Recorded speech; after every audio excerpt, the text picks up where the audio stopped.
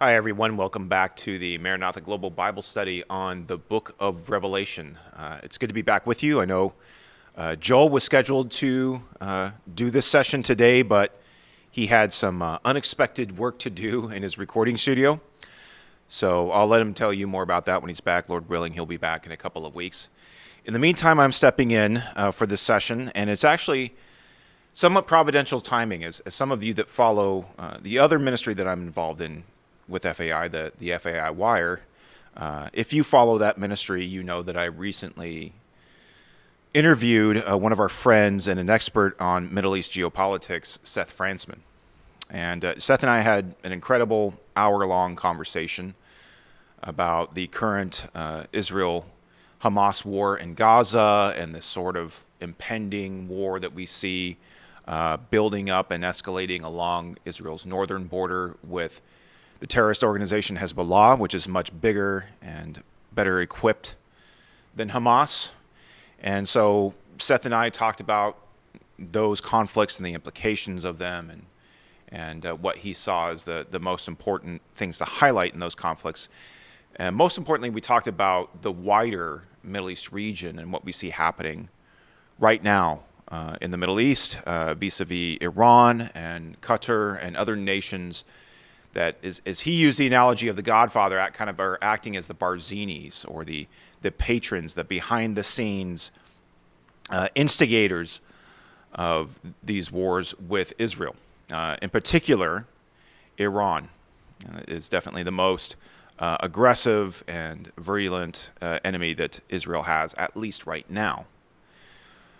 So we wanted to take a step back, and we're going to do kind of a hybrid episode of the Maranatha Global Bible Study. We're going to cross over the wire with the book of Revelation, and we're going to talk a little bit about how we see the current picture of things happening in the Middle East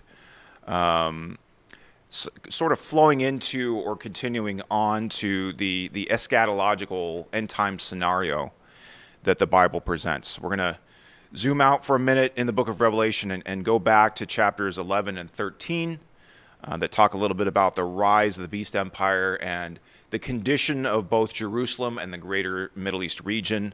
And we'll hyperlink that passage back to a couple passages which are our bread and butter in this season of history, Daniel 11 and Ezekiel 38, because there's so many important things to glean, I think, out of those passages that are relevant for us to grasp and hang on to now as we see the day of the Lord approaching closer and closer. So we're going to start in Revelation 11, and I know we went over these chapters better part of 2 years ago. Joel and Dalton did. So there's a very different perspective now when we're talking about the Gentiles trampling Jerusalem, for instance, or a beast rising out of the sea and gathering nations together to him to violate the covenant. Because in the meantime, we've seen the covenant people violated. We've seen a microcosm of that great trouble of Jacob that the prophets and Jesus and the apostles predict.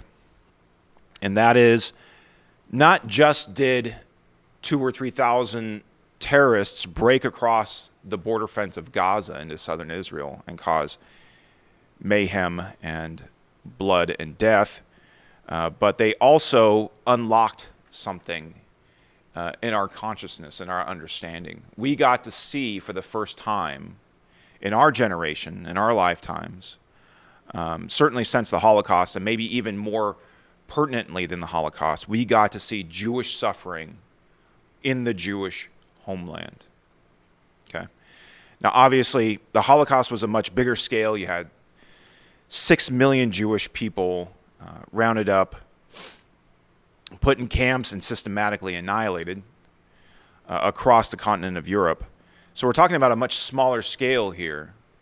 But the event itself is much more in alignment with the kind of suffering that we see the Jewish people enduring at the end of the age in Jacob's trouble, during the Great Tribulation. That is, Israel's borders being violated by her enemies. Then there are men and women and children being violated by those who hate the covenant, captives being taken, rape, torture, murder, all as it's described happening in Jerusalem in Zechariah 14. We got to see that for the first time in modern times. That kind of Jewish suffering hasn't happened for almost 2,000 years, since the 2nd century. So not only did we get to see a foretaste or a microcosm of that suffering in southern Gaza, but we got to put names and faces to that suffering. We saw the reality of it. Many of us know the names even of some of the hostages that are still being held, Lord willing, alive in Gaza to this day, going on a year later. So I think there's a greater sense and a greater measure of sobriety and gravity when we talk about these things now, when we're reading through these passages compared to what was the case even just 9 months ago. So we're going to spend a little bit of time reading through these passages and kind of reframing the scenario in light of what's happened over the past 9 months with October 7th in mind. I said not only did terrorists break across the border fence from Gaza into Israel, but something really kind of broke loose in the world, didn't it? The world changed on October 7th, much in the same way that the world changed on September 11th, 2001, in much the same way that these sort of catastrophic events have this ripple effect across the world, and things just don't go back to the way they were. They're a hinge of history, so-called. History swings on events like this, and October 7th was certainly such an event. So like I said, we're going to start in Revelation 11 today. I just want to read the first couple of verses. We're going to walk through a couple passages in Revelation. Like I said, we'll rewind back to Daniel and to Ezekiel after that. And I'm going to have some maps for you today because I want you to visualize what's happening in the region today. So, as your pastor might say, if you have your Bibles, turn with me to Revelation chapter 11, verses 1 and 2. The Apostle John speaking here. Then I was given a measuring rod like a staff, and I was told, rise and measure the temple of God and the altar and those who worship there, but do not measure the court outside the temple. Leave that out. For it is given over to the nations or to the Gentiles, and they will trample the holy city for 42 months. Here John is given a vision of the Temple Mount. He's up on top of the Temple Mount. Maybe somewhat how it looks today. The landscape of Jerusalem that he was seeing might be very similar to what we would see today standing on top of the Temple Mount. And an angel gives him a measuring rod and says, measure out the temple and the altar, the place where the priests conduct worship, the place where the people come to give their offerings. So obviously he's seeing a vision of a time when there is a temple atop the Temple Mount, and there is worship taking place there. But he's told, don't measure the outside court. So beyond the inner court where the worship takes place, don't measure the outer court because that's given over to the Gentiles. Now there was a court of the Gentiles in the first and second temple, but it's what the angel continues on with that is alarming to us. He says, it's given over to the nations or to the Gentiles, and they will trample the holy city for 42 months. So there's two elements to this part of the prophecy that are important to glean out. One, that there is a temple atop the Temple Mount in John's vision where there is worship taking place. But two, that there is an outer court that at that time is given over to the Gentiles. And if you stand on top of the Temple Mount today, as many of you might have done in the past if you've visited Israel. Right in the middle of the platform there is the Dome of the Rock. And that was built by one of the Islamic caliphs after Jerusalem was occupied by the first caliphate. And off to the side, kind of in the, I think it's the southern corner of the platform, is the Al-Aqsa Mosque. So it's not in the middle of the platform where presumably the temple had been built and where the Dome of the Rock was later built over that site, at least over the traditional site, as a way of asserting Islamic dominance over the Jews. But the mosque, the holiest site atop the Temple Mount, is not the Dome of the Rock, it's the Al-Aqsa Mosque, which is off to the other end of the platform. And so, somewhat in alignment with John's vision here, we can already see atop the Temple Mount, obviously something has to happen in order for there to be Jewish worship atop the Temple Mount. That isn't happening yet. But we already see how the outer courts are already given over to holy sites for the nations, for the Gentiles, the surrounding nations around Israel. So we see some of that substance beginning to form already. It's the end of the statement that has the most punch. He says, "For it is given over to the nations, and they will trample the holy city for 42 months." So the other element of this prophecy that's important to glean out is not only that there will be Jewish worship atop the Temple Mount at this time, but that when there is Jewish worship, when that Levitical system was reinstituted atop the Temple Mount, shortly after that comes a time when the nations, when the Gentiles, will trample the holy city, will trample the city of Jerusalem for 42 months, 3.5 years. So, a necessary element here is that the city of Jerusalem is a Jewish city once again. We've seen that happen. That happened most immediately in 1967, when the state of Israel reoccupied the entire city of Jerusalem, secured the Temple Mount. However, although they took political and security control over the Temple Mount, they allowed the Muslim world through the Jordanian government to retain religious control. So Jews technically are not allowed to pray or sing or perform, or Christians are not allowed to pray or sing or perform any kind of outward religious expression on top of the Temple Mount, although that has been changing. Not in the letter of the law, but it's being allowed now more and more often. I've seen it several times. So one element is that there has to be Jewish worship on top of the Temple Mount. The other element is that this Jewish worship is then preceded by the nations trampling the holy city for 3.5 years. Okay, so hold on to that for a minute. And let's flip a couple pages over to Revelation chapter 13, verses 1 through 5.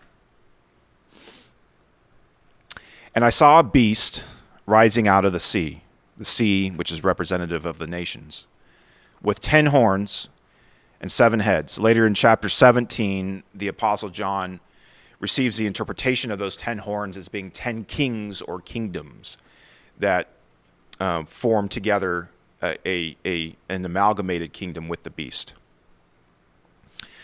With 10 horns and 7 heads, with 10 diadems or 10 crowns on its horns and blasphemous names on its heads.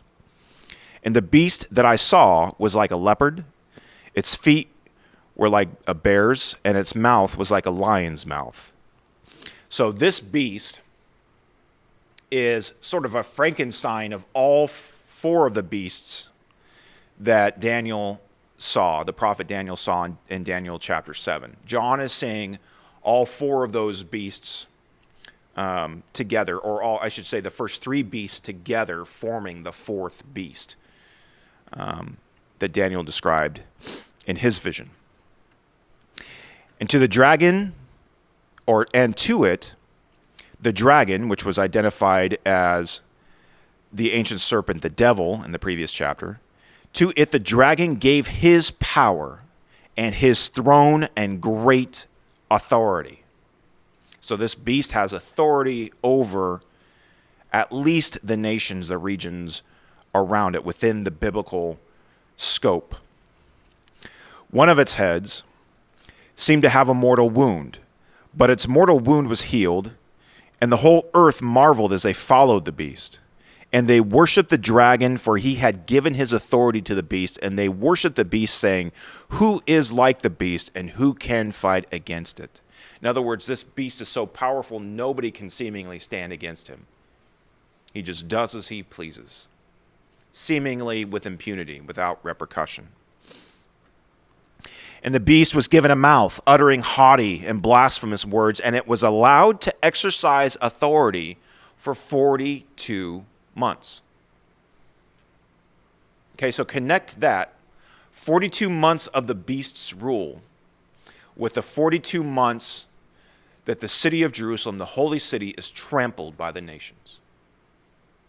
So John is making a connection for you there.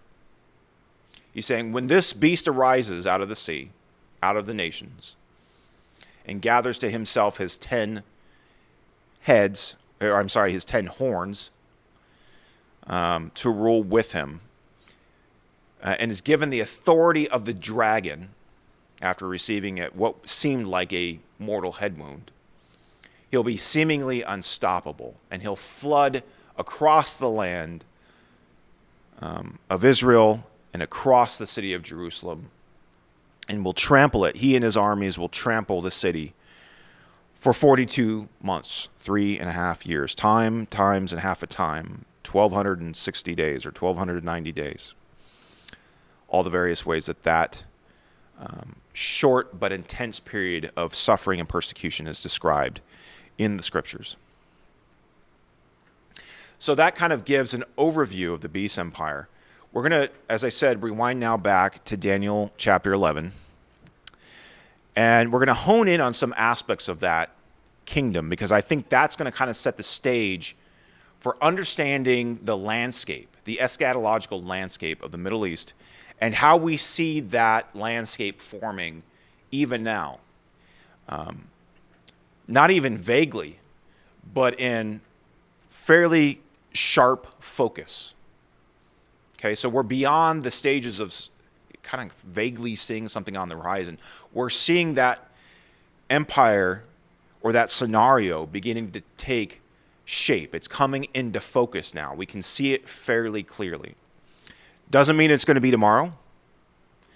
Doesn't mean it's necessarily right around the corner. There are many things that may happen between now and then, shifts and turns and unexpected events that may take. This is the Middle East. The only thing that's expected is that nothing's expected, okay? Who knows what's going to happen between now and the time that this beast figure arises. But we do see the landscape that he's going to arise in definitely coming into focus. And that's what we're going to be talking about today. So Daniel 11, verses 1-4. This kind of sets the stage for the chapter. As for me, this is Daniel speaking, in the first year of Darius the Mede, so this is the Medo-Persian Empire, I stood up to confirm and strengthen him. That is, strengthen the king. And now I will show you the truth. Behold, 3 more kings shall arise in Persia, and a 4th shall be far richer than all of them. And when he has become strong through his riches, he shall stir up all against the kingdom of Greece. Literally there it's Yavan, which was centered in modern-day Turkey and sort of that crest of the Aegean Sea. Then a mighty king shall arise, who shall rule with great dominion and do as he wills. And as soon as he has arisen, his kingdom shall be broken and divided towards the 4 winds of heaven. But not to his posterity, nor according to the authority with which he ruled. For his kingdom shall be plucked up and go to others besides these. So this great king that's being described here, the great horn of Daniel 8, is almost universal agreement here among Bible scholars. Alexander the Great, who was technically Greek. He's Macedonian, just north of Greece. And his father had conquered Greece. And he led his army out across southern Europe, all across the Middle East, South Asia, Central Asia, conquered all of that territory, the entire Persian Empire and beyond, in a decade. This happened about 200 years after Daniel received this prophecy. So Daniel is prophesying about events far into his future. We know this is a reference to Alexander because he died only about a decade after he led this conquest at a very young age. He's 30-something, I believe. And didn't leave behind any heirs. One of his wives was pregnant at the time. And there was a series of wars over his succession. And eventually his empire was divided up among his generals, several of his generals. Really, ultimately, there were about 3 of them that became the most powerful, that swallowed up most of the rest of the territory of his empire. 2 of those being the Seleucid Empire in the northern part of the Middle East, and the Ptolemaic Empire in the southern part of the Middle East. Okay, so that is the region that Daniel's prophecy is primarily concerned with, that we're primarily concerned with. That is the theater of biblical events. So, as we continue on in chapter 11, Daniel goes into great detail about the succession of kings in the northern part of the Middle East, in the northern Seleucid Empire and the southern Ptolemaic Empire, the kings of the south. So you have ongoing conflicts and rivalries between the kings of the north and the kings of the south. Okay, so that is the narrative of Daniel 11. I won't go through all of that. That's a great study if you want to do that, by the way, sometime. If you're a little bit of a history nerd like me, you would enjoy that. There's some great commentaries out there that describe how verses 4 through about 21 were all completely fulfilled in history. So several generations later, roughly 150, 200 years later, we get to verse 21. Okay? Verse 21 is where the narrative starts to shift. And we start to focus in on one particular king of the north who's described as a contemptible person. And he remains the subject of the chapter for the remainder of the chapter. And for the first about 15 verses or so, he's described as someone who can be related to a historical person, to Antiochus Epiphanes, one of the kings of the north, one of the Seleucid kings. And those who he fought against can be related to Ptolemaic leaders that he fought wars against during his reign in the south that were based in modern-day Egypt. But after about 15 verses, the narrative shifts away from history towards events that never happened historically. And so that's why we have come to the conclusion, and maybe many biblical scholars have come to the conclusion, that when we start to read about this contemptible person, we're not just reading about past events, but we're also reading about future events. The past timeline and the future timeline are kind of coming into parallel with one another. They're overlapping. And then at some point in the narrative, we're no longer talking about past events at all. We're only talking about future events that have not happened yet. So that's where we're going to pick up in verse 21, where Daniel begins to describe this king. In his place, that is in the place of the previous king of the north, shall arise a contemptible person to whom royal majesty had not been given. He was not in the rightful line of succession. He shall come in without warning and obtain the kingdom by flatteries. Armies shall be utterly swept away before him and broken, even the prince of the covenant. So we see that sort of same kind of great authority that's been given to this individual, where he has this great military success against his enemies. And it says that his enemies are swept away utterly before him, even the prince of the covenant. There's some debate about who this prince of the covenant is, and I'm not going to be super dogmatic about it. whether or not it's even a human figure or possibly an angelic figure. Some would say even the Holy Spirit himself. Most biblical scholars would agree that this Prince of the Covenant refers to, historically, one of the high priests of Israel that was appointed by Antiochus Epiphanes, but who rebelled against his authority. So we can, I think, most likely identify this figure as a human high priest of Israel. Also, if we hyperlink this over to the use of the same phrase in the book of Ezekiel, towards the end of the book, it describes the reconstituted sacrificial system in the millennial kingdom, and also describes the Prince of the Covenant, or the prince who performs sacrifices in the sacrificial system. I would say that with those two things in mind, we can properly identify the Prince of the Covenant as the high priest, which means that if we're also talking about future events here, that means we're also talking about a time when there is a high priest serving in the temple. So again, connecting this passage back to Revelation chapter 11, if there is a rebuilt temple or structure of some kind with sacrificial systems and Jewish worship happening on top of the Temple Mount, then there's also a reconstituted Levitical priesthood. And we can see that that is the case today. The Temple Institute has been training both Aaronic priests, that is Levitical priests, and Levites to serve in the future temple. They've already fabricated an altar and all of the implements that would be used in the temple, and if they were given the green light to begin constructing something on the Temple Mount, they could do so very quickly. In fact, if they were given the green light to begin making sacrifices on the Temple Mount, that could happen probably within a matter of days at this point. So we see in this passage that the Prince of the Covenant is overcome or overwhelmed by the king of the north. Skipping forward a little bit, Daniel continues, "And he shall devise plans against strongholds, but only for a time." He doesn't get an indefinite amount of time to rule. His time is limited, 42 months.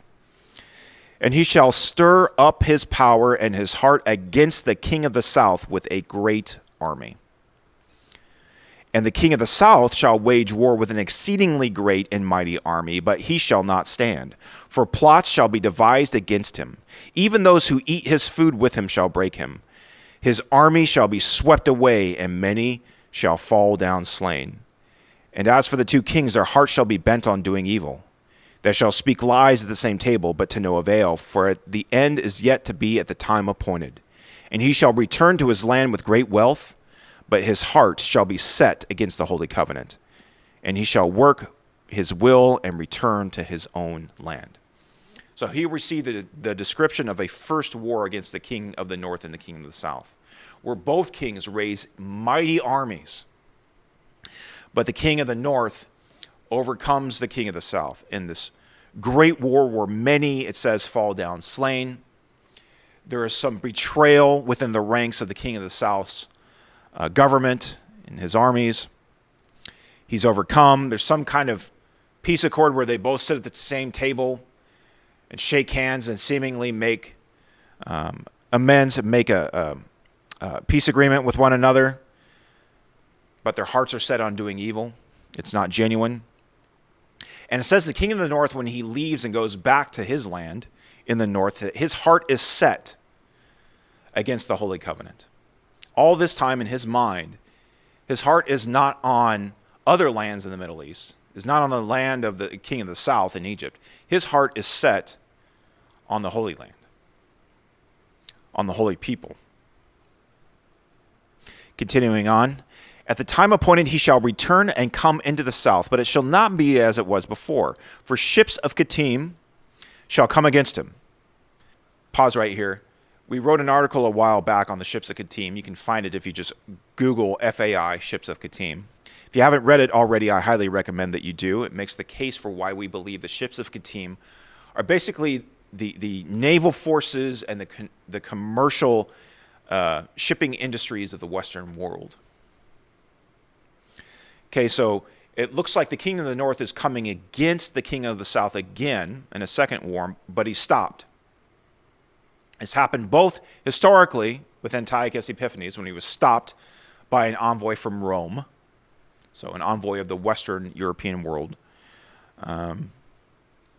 We believe a similar scenario will play out again. And it says when he stopped by the ships of Kittim, by the naval forces of the Western world, it says he turns back. Continuing on, and he shall turn back and be enraged and take action against the Holy Covenant. He shall turn back and pay attention to those who forsake the Holy Covenant. Forces from him shall appear and profane the temple and the fortress, and shall take away the regular burnt offering, or the daily burnt offering. And they shall set up the abomination that makes desolate. So that thing that this man has been hiding in his heart, since he came to power, at least, maybe even before that, the thing that he's been hiding in his heart, the hatred for the Holy Covenant, once he stopped from waging war against the king of the south, that rage just boils over in him. And he sees his time has come, and he and his armies overwhelm the land. It says he takes action against the Holy Covenant, that eternal covenant that God made with Abraham, Isaac, and Jacob, that he would, through his seed, give him a land forever, and that his offspring would be a blessing to all nations. So that is the covenant that this man is taking action against. By violating the land, by violating the people, he is violating the covenant. Which puts into perspective what we see happening in the world today. This isn't about Zionism, ultimately, or some political philosophy called Zionism anyway. This isn't about geopolitics. It's not about some human conception of justice. This isn't about whether or not the state of Israel is just or right or wrong. Ultimately, this is about the Holy Covenant. Hating the covenant people and their presence in the covenant land is hatred of the covenant itself. This phenomenon of a rebirthed nation state of Jewish people in the Jewish homeland is the means by which God is sifting the nations. Do you love my covenant or not? That same covenant which promises blessing to all the nations through an offspring with a capital O and his kingdom, that same covenant promises a land to a man and his offspring. A man named Israel, Jacob, and his offspring, Israel. I can't say I love one half the covenant and not the other. As Reggie Kelly would say, it's ultimately not an issue of justice or Judaism or anything else. This is ultimately an issue of election. Does God have the right to choose as he will? If he chooses a man and his offspring and elects them and puts them in a land, are we willing to submit to that? Are we willing to submit to God's right to do as he pleases? And what we see happening in the world today is the answer to that question. And what we shall see in increasing measure as the years go on is the answer to that question for most of the nations, and especially most of the nations around Israel, is no. The answer for a remnant among the nations will be yes. But we will increasingly find ourselves in the minority. And especially believers in that region of the world will find themselves increasingly in the minority, which is why it's so important to do the work that we're doing, to do gospel labor among the unreached in the Middle East, because the time is going to come when we're going to need the wise ones, the maskalim, as Daniel describes later in this chapter, who know their God and stand firm and take action in favor of the covenant as this man and his armies are violating the Holy Covenant. Okay, so I'll step away from the pulpit and we'll continue on. Towards the end of the passage, let's reread this. And he shall take away the regular burnt offering, and they shall set up the abomination that makes desolate. So again, we see this requirement that when he enters the holy city, there is Jewish worship happening there because he's taking away the daily burnt offering. And he's replacing that with something that's called the abomination that makes desolate. So whether that's he himself or something that's set up, or both, he replaces Levitical worship, Jewish worship, on the Temple Mount with his abomination. And this is when we see the words of John fulfilled in Jerusalem, where the nations trampled the city for 42 months. So now that we've connected all of these pieces together regarding the city of Jerusalem and more widely the rise of that beast empire in the north of the Middle East, and his contention and wars with the nations, the kingdoms in the south of the Middle East, and how that ultimately relates to Jacob's trouble and the Great Tribulation, to that time of suffering for the Jewish people. Now that we see the broader narrative of that, I want to show you some maps. I want to show you how insanely close we are to that exact scenario. Okay, so this first map shows you the Hellenistic or the Greek empires after the death of Alexander the Great. As I said, his generals eventually fought wars of succession. The Dodoki, as they were called, or successors, fought wars of succession and eventually divided up his empire. Everything you see in green there that stretches from the Aegean coast of Turkey all the way over to the Indus Valley, which is today India, and north into what is today Central Asia and Afghanistan, that goes all the way across the Middle East and Iran there, that is the Seleucid Empire. That is the empire of the king of the north. Okay? What you see in kind of the, my wife says I'm colorblind, so I might get this wrong. It's kind of a reddish rust color, I guess. I'm going to call it red. So what you see there in the reddish color is the Ptolemaic Empire. That is the king of the South's empire. That includes, as you can see, Egypt, parts of eastern Libya, the Sinai Peninsula there, what is today Israel, and Lebanon, and Jordan, and maybe the tip of what we would, what can be considered today the Arabian Peninsula, Saudi Arabia. Okay, so those two empires, over the course of a few centuries, fought a series of wars with each other that are described in Daniel chapter 11. There's wars, there's political intrigue, there's intermarriage, there's deception. It's a great story. And it's that place in Jordan and modern-day Israel where the two empires meet, where there was many of those wars were fought, or those armies were marching through, including the two wars that we described as we were reading that passage in Daniel 11 earlier. So now that you've seen the map of the historical context for Daniel 11, I want to show you the map for the future context of Daniel 11. I tried to match the colors somewhat. Hopefully I got close. All the nations you see in green, some shade of green there, are hostile towards the state of Israel today.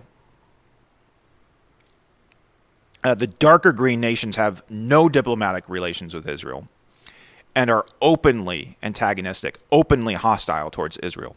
Syria always has been. Iraq always has been, is as much today. It's illegal to show support for the state of Israel in Iraq on pain of death. You could be put to death for showing public support for the state of Israel in Iraq. Iran, obviously, is antagonistic towards Israel. Afghanistan, the Taliban now back in power there, and Pakistan.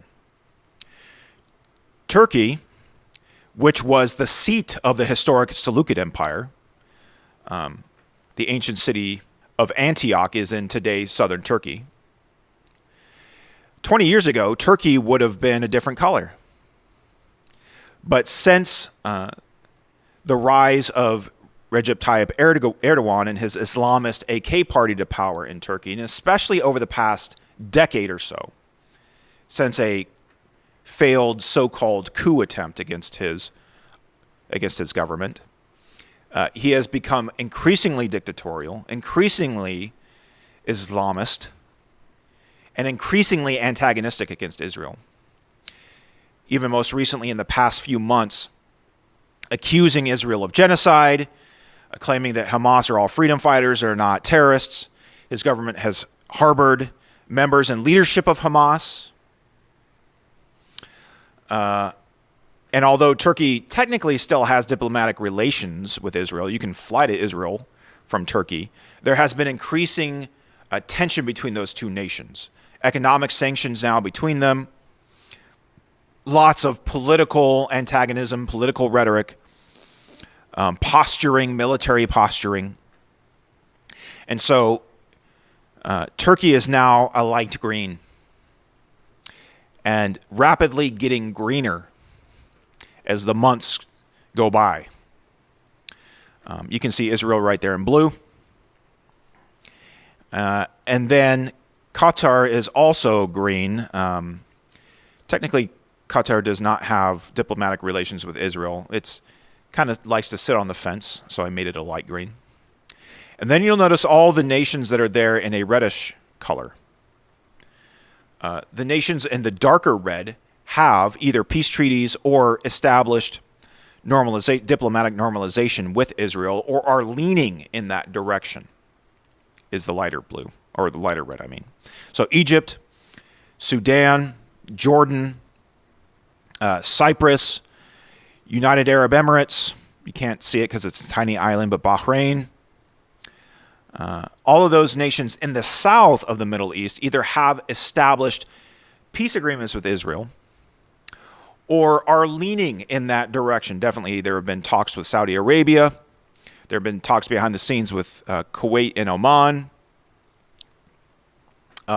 With Lebanon, there's been ongoing peace talks with the government of Lebanon, which is becoming increasingly fed up with and antagonistic towards Hezbollah, the militia that acts with impunity in the southern part of the nation along Israel's border. The Christian and Sunni elements of the Lebanese government are more and more antagonistic towards Hezbollah as the war has gone on. And they have been in talks with Israel to kind of nail down different aspects of contention between the two nations. And you'll notice there that I included Eastern Libya in red. Ever since that nation's civil war began about a decade ago, that nation has been successively split between East and West. The eastern part is ruled by a government that's friendly to Egypt, to one of the kings of the south. The western part of Libya is ruled by a government that's friendly to Turkey, supported by Turkey, one of the kings of the north. Remember on the last map I showed you that the eastern part of Libya was included in the Ptolemaic Empire. So now what I'm going to do is I'm going to put these maps side by side. I had to stretch out the modern day map a little bit so that it fits together with the historical map. But I want you to see these two maps side by side and look at how well the present geopolitical dynamics of the Middle East fit with Daniel's prophecy. That is, the nations in the northern part of Israel that fit within the borders of the historical Seleucid Empire, the empire of the king of the north, who is antagonistic towards Israel, who hates the Holy Covenant. Notice all of those nations' governments are today antagonistic towards the Holy Covenant. And notice that in the southern part of the Middle East, although there are many people in those nations who are antagonistic towards Israel, at least the governments themselves have established peace with, or are pursuing peace with, the state of Israel. And implicit in seeking that peace with the state of Israel is recognizing the right of the state of Israel to exist, the right of the Jewish people to live in their ancestral homeland. So we see the political dynamic of Daniel 7 represented in the modern geopolitical landscape of the Middle East right now, already today. And it would only be a matter of time, I'd say, before that contemptible person arises. I don't see anything that needs to take place before that. And in looking at these maps, I would say in many ways, the stage is set for him. He's got nations that he could make an alliance with. Those 10 horns. That he could lead in a military campaign against the nations in the south and overcome them, at some point provoking the intervention of Western powers. And that's literally when all hell breaks loose. So I don't see really anything that needs to happen, prophetically speaking, before that figure arises. And I see that the landscape that we see again in the Middle East is set for him. The stage is set. And already we see that tension between those two alliance systems in the Middle East. That many of the nations in the southern part of the Middle East, in the Arabian Peninsula and northern Africa, are making peace with Israel because of their antagonism towards Iran. And Iran has instigated unrest in those nations through their influence over Shiite Muslims in those nations, particularly the Houthis in Yemen, which is just south of Saudi Arabia, also in Bahrain, which is right off the coast. So we've already seen those two alliance systems, north and south, coalescing in the Middle East. Like I said, this is not just seeing something vaguely off on the horizon. We're seeing these dynamics come more sharply into focus. And the season is ripe now for this man to come to power.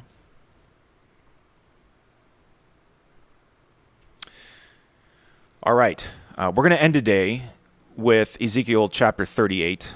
We're going to go verses 1 through 15. And again, I want to point out a few things in this passage that I think are important for us to understand now in light of the war in Israel and how it sets the stage for the contemptible man that will arise, I don't believe, so far into the future.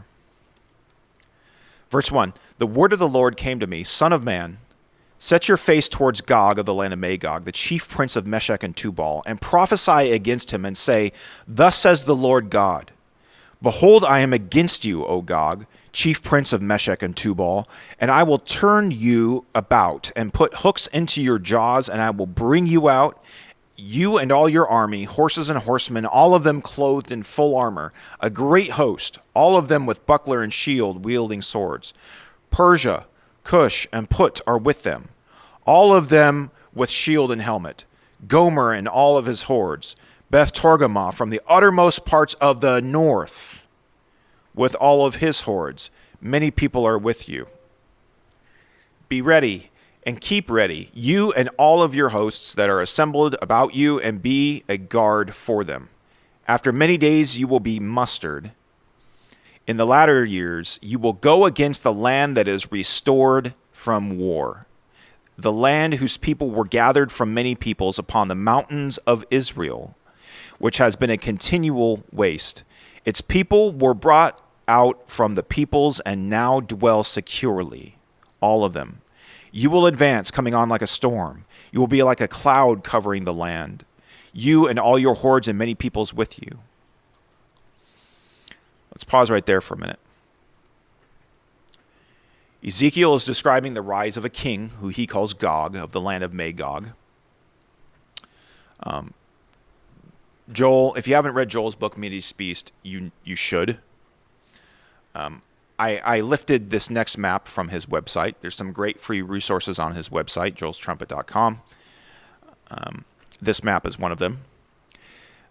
He has put together a map that historical scholars will agree locates the nations that Ezekiel describes as they existed in Ezekiel's day, not necessarily where all these people groups are today or where they moved to in later centuries, but where they were in Ezekiel's day. And you'll notice most of them, including the land of Gog, that is Magog, are located in the modern nation of Turkey. In fact, Magog is in Anatolia, the heartland of the Turkish people, smack dab in the middle of the nation of Turkey. Meshech, Tubal, Togarmah, Gomer, all nations that were also in eastern Anatolia, the modern eastern parts of Turkey. Persia is modern-day Iran. And he also mentions Cush, which is modern Sudan, and Put, which is modern Libya. You might say, wait a minute, Gabe. Those nations belong to the king of the south. Now you're saying that they are working with Gog to invade the land of Israel. Yes. As we read in Daniel 11, the king of the north subdued those nations in a series of wars. So at some point prior to Jacob's trouble, either large parts of the populations of those nations, if not the governments themselves, will join with the king of the north in the invasion of the land. We saw something like this with ISIS, right? When the ISIS caliphate arose in eastern Syria and in Iraq, Muslims came from all over the world to join ISIS, tens of thousands, all over the Middle East, from Europe, even the United States, Eastern Asia. And I think when this contemptible man arises and shows himself to be strong, it says he will worship a god of fortresses in Daniel 11. He's a militaristic king. He's a macho man. I think when he shows his prowess and establishes what I believe will be his caliphate, this conglomeration of 10 nations, I think you're going to see, again, Muslims who believe in jihad, who believe in Islamic conquest, joining him from all over the Muslim world. And obviously, even in Egypt, the seat of the king of the south, there's betrayal within that government. So not even all of the king of the south's courtiers, historically and in modern senses, you could say in the governments of the nations in the southern part of the Middle East, not even all of those government officials or military officials are loyal to their governments. Some of them will rebel against them. It says he'll be betrayed, the king of the south will be betrayed by those who sit at his own table. So although the kings of the south will oppose the king of the north, even their own governments, their own nations will be unstable because of the support that some within their governments and some within their nations, at least some, have for this new modern caliphate forming in the northern part of the region. So by the time that the king of the north is leading an invasion of the land of Israel, he's got at least people from all of those nations joining him, if not the governments subdued and joining him in this military invasion of the land. Backing up to the first part of the passage, Ezekiel mentions a land that is restored from war.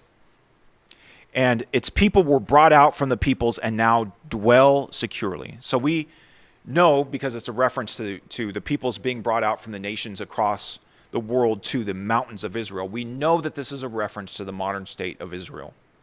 And it describes the modern state of Israel as a land restored from war, where people are dwelling securely. I used to assume that when it refers to the land that's restored from war, it's talking about the nation of Israel as it exists today. That is, there's been 3 Arab-Israeli wars, 48, you could even say 4, 48, the Suez War in 56, Six-Day War in 67, Yom Kippur War in 73. And since then, although there have been intifadas and terrorist attacks and all sorts of upheaval in Israel, there hasn't been a war, an invasion of Israel from her neighbors for the better part of 50 years. So if you had asked me on October 6th what this was a reference to, I would have said, well, this is a reference to Israel today. I can't say that now because of what happened on October 7th. So the war that this passage is referring to, at this point, I don't believe is the past wars of the 40s, 50s, 60s, and 70s. I believe that's a reference to this war now. And that the war we see impending now with Hezbollah in the north. We've already seen Iran launch missiles against Israel. Iran directly attacking the state of Israel. Who knows what's going to happen in the coming weeks and months? The time frame I hear for war with Hezbollah is sometime in August, when the IDF is ready for it. Don't know if that's going to happen. There will obviously be a war with Hezbollah at some point. How big it gets, how much it spreads across the region, if it involves direct war with Iran or not, we don't know. There's also been some recent intelligence estimates that Iran is very close to having a nuclear weapon. It's just a matter of maybe constructing it at this point. It has enough nuclear material. It has the parts for a bomb, and it's a matter of putting one together. Israel has sworn it won't allow Iran to have a nuclear weapon. So it certainly seems as if we're headed towards a larger war. So at this point, I would say that the war that the land has to be restored from is the war that we find Israel in now, and the war that's probably on the horizon for her. And that war already has and is going to continue to fundamentally shift the geopolitical calculus in the Middle East, the geopolitical landscape. And something's going to have to happen for the people of Israel to feel that they're dwelling securely, because right now they don't. The people of Israel definitely don't feel that they're dwelling securely in their own land. After what they witnessed on October 7th, the fact you still have 70,000 Israelis evacuated from northern Israel, you have all kinds of upheaval in the West Bank. Israel's effectively fighting a 3-front war right now. Israelis don't feel secure. So something's going to have to happen with the current state of affairs, especially vis-a-vis Iran. Whether that's a war with Iran, whether that's some kind of regime change or overthrowing of the government in Iran, we don't know. Or whether it's just Iran pulling back and the regime staying in power. We don't know. But something is going to have to happen to shift the landscape so that Israel feels it can now dwell securely and can be restored from war. So we shall see in the coming weeks and months what that is. Will it be a peace agreement?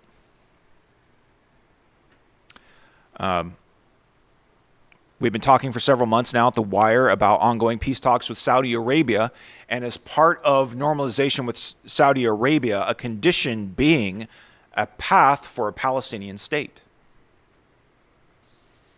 Kind of a revival and a reframing of the Oslo Peace Accords from the 1990s. Will that kind of peace agreement allow for Israel to dwell securely, or seemingly securely? Obviously, because as we read in this passage, they're not really secure. There's somebody whose heart is set against them. But at least for a time, it would seem that they feel secure in their land, that it's able to recover from war, which I believe is the war we're talking about right now. And that sets the stage for Gog's invasion.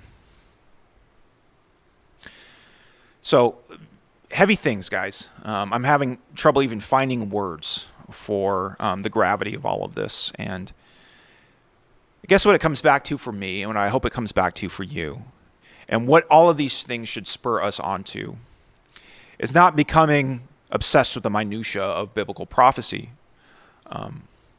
We should be familiar with these passages well enough to recognize when we see them unfolding in reality, and we're seeing that happening in its early stages, at least now. And if nothing else, it should spur us on, both in our love and commitment to the Lord, in holiness and righteousness towards Him, and in our commitment to the work that we have to do among the nations. If this time is coming, when this king is going to arise, and he's going to seemingly be given impunity to do as he wills, at least in the biblical theater, in the region of the Bible, across the Middle East and North Africa and in the Mediterranean, if not beyond, across the earth, how now should we live? What work should we be about?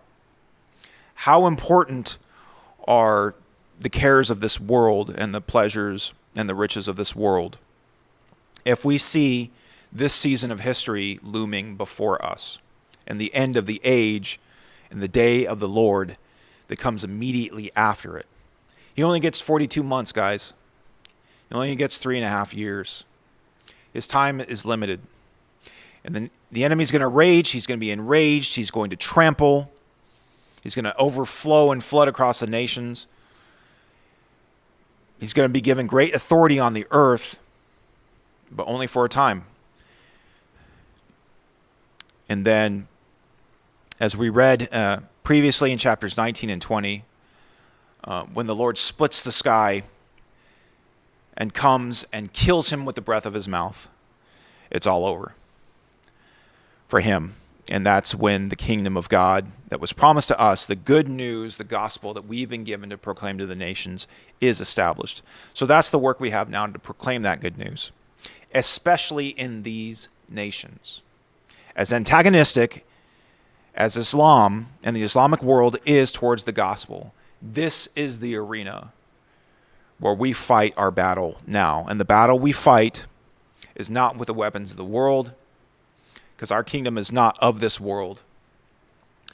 Our coming kingdom comes from heaven to earth, when the king comes from heaven back to earth.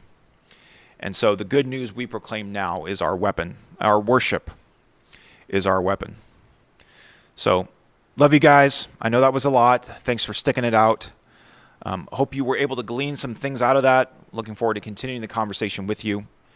Praying that Joel will be back in a couple of weeks and he can continue on with his commentary on Revelation 20. In the meantime, see you over at The Wire and in the Matthew 24:14 series.